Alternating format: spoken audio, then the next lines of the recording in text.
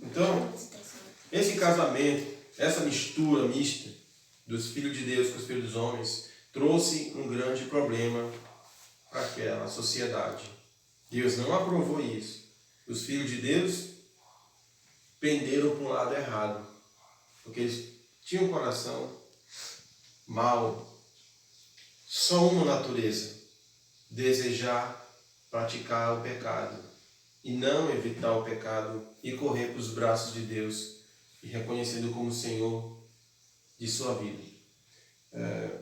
Nós vamos agora ver que as consequências desse casamento levou eles a cair no erro de pender para o pior lado. Capítulo 6, verso 5 diz assim, E viu o Senhor que a maldade do homem se multiplicara sobre a face da terra, e que toda a imaginação e pensamento de seu coração era só má continuamente. Eles não paravam de praticar o mal. Eles não paravam de pensar no mal. Eles não paravam de saborear o pecado constantemente nos seus pensamentos, nas suas falas, nas suas atitudes. Versículo 12.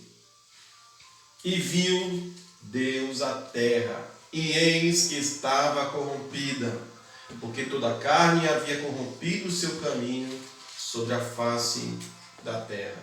Verso 13.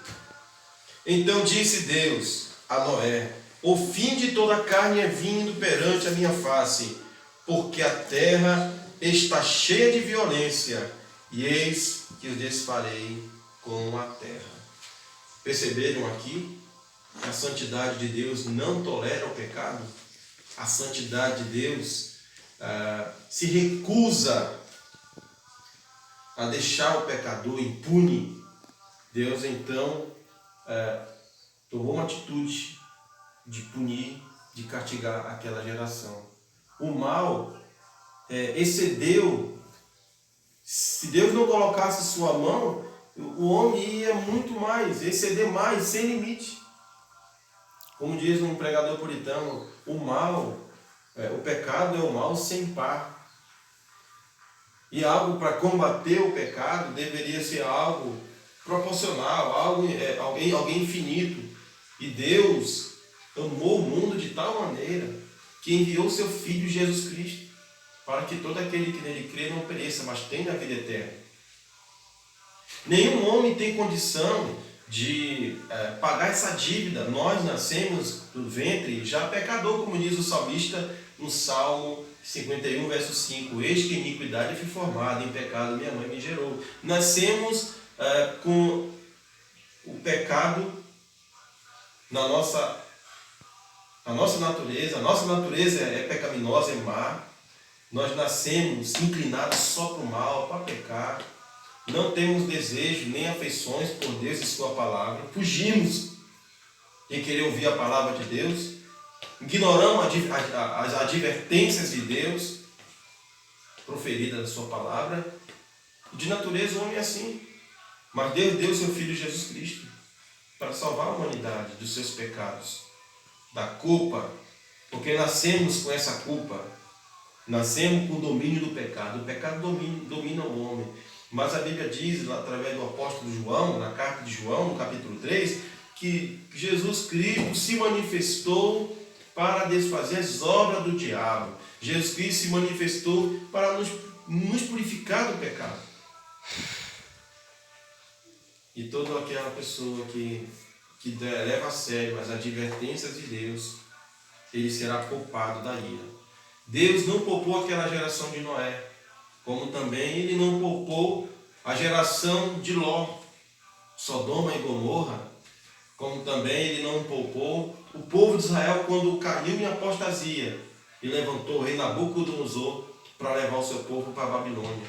Como também depois ele não poupou a geração do Filho do Homem, que crucificou ele, dizia: crucifica Jesus e solta Barrabás. No ano 70 depois de Cristo, a ira de Deus, a vinda de Cristo veio sobre eles e puniu cada um deles. E fica a advertência para a nossa geração de hoje. O mundo parou.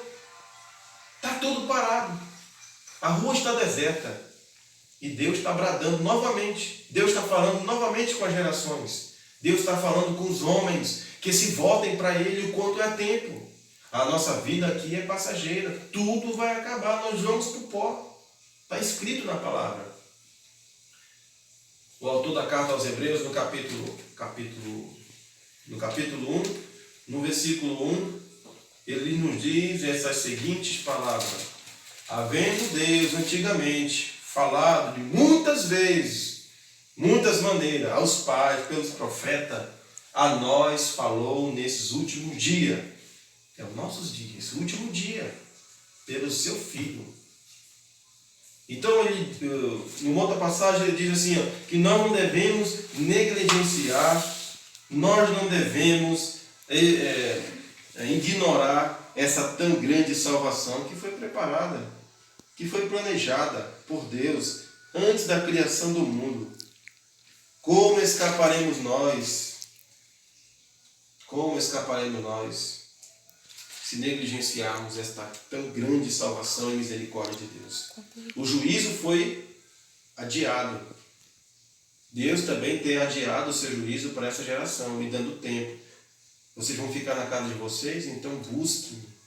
Peguem a sua Bíblia, que está muito tempo lá parada. Vocês têm tido tempo para lazeres, entretenimentos, mas não têm tido tempo para se reunir e me buscar. Então é hora de buscar o Senhor enquanto há tempo. Cada família naquela casa lá no Egito, o Senhor disse, coloque o sangue, né, do cordeiro na casa. E foi colocado e o anjo da morte não ia passar. E diz a Bíblia que em cada família, que ficaram todos dentro de casa, tinha um cordeiro. Eu pergunto, quantas famílias agora que estão dentro do seu lar tem o cordeiro de Deus que tira o pecado do mundo, que é Jesus Cristo? Assim como aquela geração que pereceu porque não estava fora, porque estava fora da arca e não dentro, assim também nesses últimos dias, aqueles que estão fora de Cristo irão perecer irremediavelmente. Vamos orar? Vamos pedir a Deus que Ele coloque temor no nosso coração e nos leve a sério as advertências da sua palavra. Vamos orar, agradecer a Deus nesse momento. Senhor, muito obrigado pela palavra que acabou de falar conosco, Senhor, nesse momento tão precioso. Senhor, nessas horas em que estamos aqui reunidos, que o Senhor possa continuar falando conosco através da sua palavra, que o Senhor possa estar falando com outras famílias também.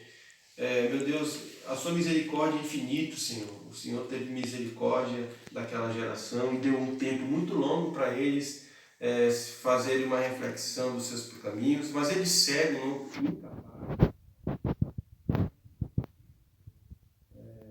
encontrar seus pecados, se arrepender e buscar o Senhor. Mas nós aqui, Senhor, nós já temos o conhecimento da sua palavra e sabemos que Jesus é o Cordeiro de Deus que tira o pecado do mundo, que nós seremos salvos pela vida do Senhor da ira. Senhor, querido Deus e amado Pai, muito obrigado, Senhor. Nós te agradecemos no nome de Jesus. Amém.